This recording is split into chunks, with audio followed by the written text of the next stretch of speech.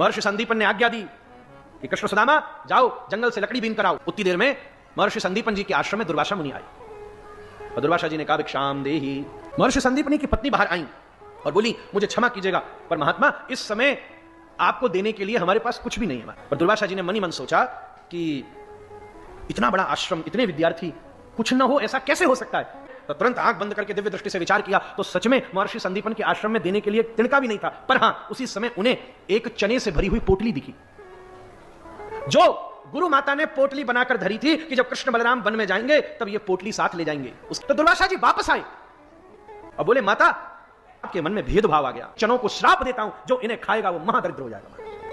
यह बात सुदामा जी ने सुन ली और जब तक माता आती विचार करती तब तक सुदामा जी उस पोटली को लेकर वन में चले गए। अब बैठे बैठे विचार कर रहे हैं। सुदामा जी सोच रहे हैं इसको फेंक दूं तो जिस पशु ने खाया ऋषि का श्राप है, इस जन्म में नहीं तो अगले जन्म में उसको उसका पश्चाताप करना पड़ेगा। और जब बैठे बैठे सुदामा जी ने देखा कि अब मेरे श्री कृष्ण भूखे हैं और चना मांगेंगे, ये श्रापित चने मैं अपने सखा को कैसे दे सकता हूं।